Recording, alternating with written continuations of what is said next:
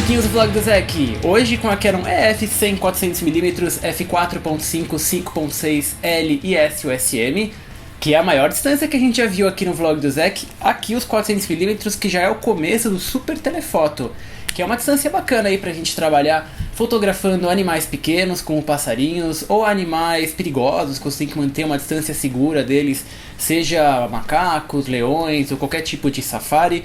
E também fotojornalismo, que você não pode se aproximar da ação, seja em esportes, tipo futebol no campo, ou mesmo automobilismo. E também fotojornalismo de eventos sociais, que você não pode chegar perto, seja Oscars ou mesmo aí manifestações. E também o pessoal de paisagem e cidades consegue fotografar trabalhando bem a compressão de perspectiva, né, brincando com as dimensões dos objetos, que eles ficam praticamente todos do mesmo tamanho, com a compressão de perspectiva. Então vamos começar aqui abrindo a caixa da gigante 100 400mm.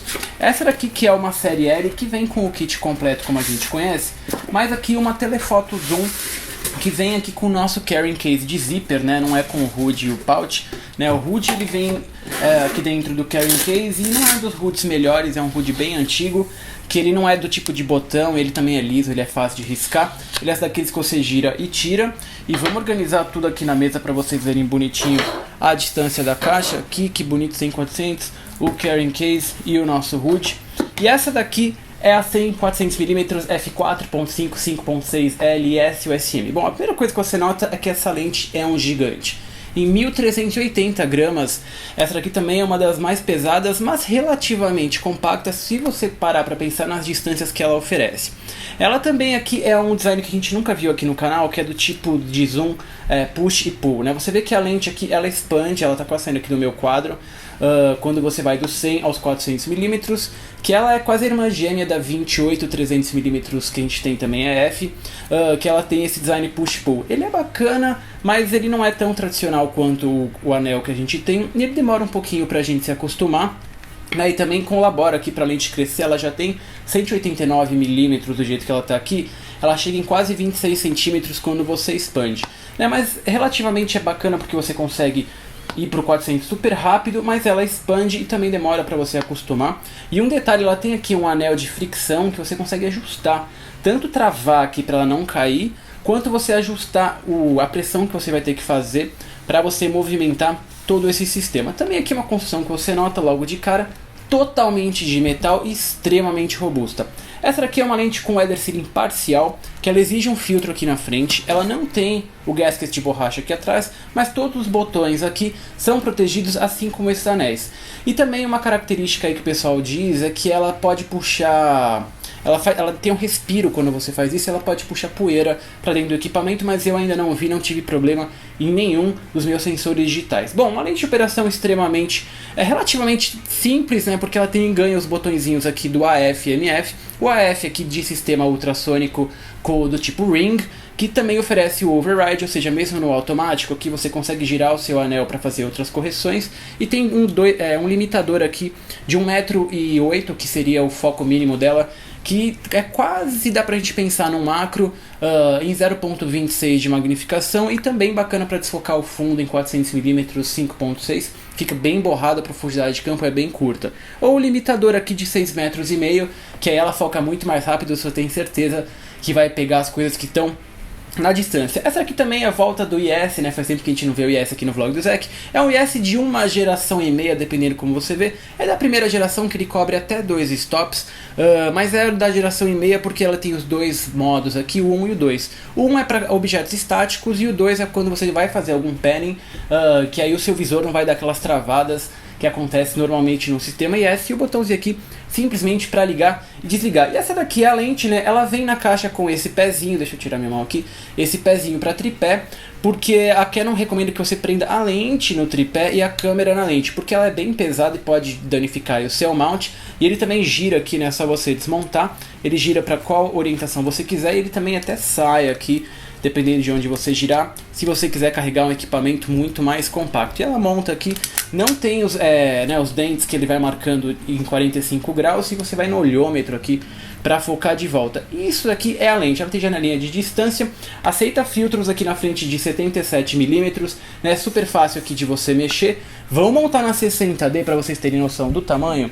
E aqui é um dos raros casos que eu vou recomendar essa lente aqui no crop. Como a gente está falando de uma telefoto e a ideia é você fechar no seu sujeito, o crop pode te ajudar, que essa aqui vai se tornar aí uma 160 640mm, e se você montar o Extender 2, que ela é compatível aqui, você tem uma lente de até 1280mm, um pouco escura, né, em f11, mas aí é um equipamento que dá pra gente fazer bastante coisa. Esse aqui é o trambolho montado na 60D, são 17 elementos em 14 grupos, um dele é Fluorite, o outro é um Ultra Low Dispersion. Vamos ver o que tudo isso faz na qualidade de imagem. É o vlog do Zek com a Canon EF 100-400mm. Um beijo pra vocês, uma de sempre.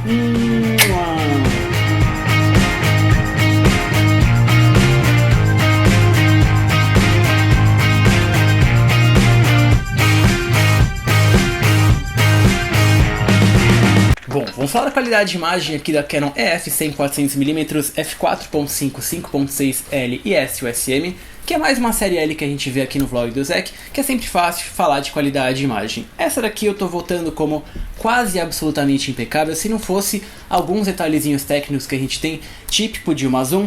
E vamos começar aí explicando que eu não vou falar cada distância de uma vez só, porque eu vou avaliar essa daqui como uma resolução excelente em todas as aberturas, com comportamento típico de qualquer lente zoom. Você vai fechando para cada stop, que a nitidez vai aumentando do centro para as bordas, e como é típico da série L, ela é excelente no centro do quadro, mesmo totalmente aberta. De qualquer maneira, em f5.6 eu encontrei resolução impecável no centro em qualquer distância, própria para focar no sujeito no meio do quadro e esquecer do restante sem se preocupar muito com a queda na qualidade de imagem, que continua sempre muito boa. É um comportamento ótimo, por exemplo, para passarinhos, já que eles ficam com extrema resolução nessa abertura, e o fundo difuso, um dos principais usos dessas distâncias para o efeito bokeh. Mesmo da abertura máxima, a Chromatic Aberration lateral é bem controlado e reservado somente aos cantos do quadro, e visível principalmente de 100 a 400mm, e dos 170 até os 300 o CA lateral praticamente não existe. E mesmo qualquer outro problema relacionado à nitidez e resolução simplesmente não existe, já que não estamos falando aí de uma lente de grande abertura, né? Então você não tem muitos problemas com Chromatic Aberration axial, blooming, é sempre uma boa resolução, já que a gente está partindo aí do f4.5. CA axial também não apareceu em nenhuma das minhas fotos, garantindo cores fiéis para os fundos e primeiros planos em desfoque, que é interessante para fazer composições com cores, né? Mantendo o contraste entre sujeito e fundo, não só pelo desfoque, mas também pela saturação de cada tom, e uma possibilidade criativa muito interessante nesses arquivos do tipo telephoto. Vinhetinha relativamente acentuado em f5.6 e 400mm, dando personalidade às fotos, também contribuindo para o isolamento do sujeito, mas tende a sumir fechando de f8 até f11. f8 e f11 são as melhores aberturas para trabalhar com resolução no quadro todo, e o tipo de f-stop que você estaria procurando máxima qualidade de imagem em paisagens e objetos muito detalhados. O fundo continua muito difuso em 400mm f8, dependendo da relação de distâncias entre o sujeito e background, e sem dúvida é a melhor abertura para trabalhar com bastante luz. As fotos saem absolutamente impecáveis. Por fim, distorções geométricas são bem controladas e acompanham a lógica das distâncias, que é pouco visível do tipo barrel em 100 e 400mm e inexistente de 170 a 300. Enfim, uma lente típica da série L, com cores fantásticas para fotojornalistas e fotógrafos de natureza, que leva a gente para a pergunta: para quem é a EF 100-400mm, f5.6, f4.5, 5.6L e S-USM?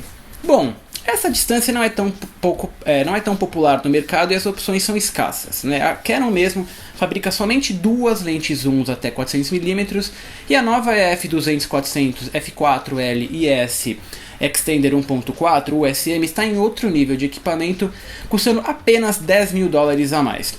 Ela também não é comparável à Prime 400 5.6 por uma questão de qualidade de imagem muito superior naquela lente fixa, e a falta de S daquele equipamento também torna pouco flexível. E nem adianta comentar sobre outras Primes 400mm, como a F4DO ou mesmo a 2.8L, que elas também estão em outras classes de equipamento, né? São muito mais profissionais, maiores e pouco flexíveis também.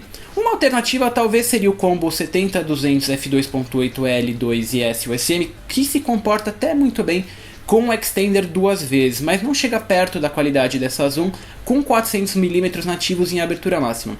A nitidez, a resolução e o Chromatic Aberration aumentam bastante com o extender na 70-200mm, que leva a gente para a conclusão que se você precisa dessa distância numa zoom, no equipamento portátil para fauna, jornalismo, esportes e completo com IS, a 100-400mm é a única solução.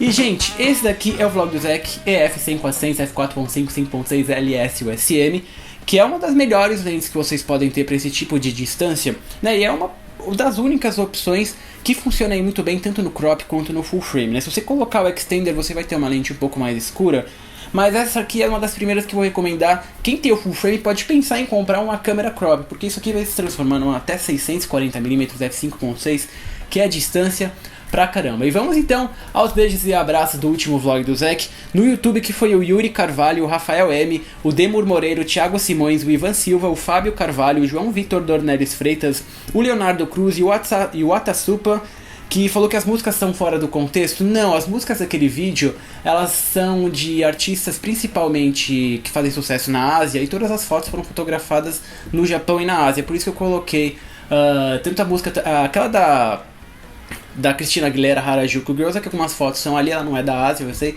mas os outros artistas fazem sucesso daquele lado do mundo. E no Facebook, o Gilberto Durante, da Fábrica da Imagem, uma produtora dele, e o Thiago Simões e o Vinícius Guedes. Esse é o vlog do Zek, com uma super telefoto zoom, maior distância que eu acho que a gente já vai chegar, né? Eu não vou conseguir passar para as 500mm prime, 600, e a gente tá no YouTube, no Vimeo, no Facebook, no Instagram, no Flickr e no Tumblr. Vocês podem mandar mensagens principalmente no Facebook, porque eu fico meio perdido. Eu vejo que tem mensagem no Flickr que eu não sabia nem que dava pra mandar lá, tem comentário no Vimeo, mas eu tento gerenciar isso da melhor maneira possível.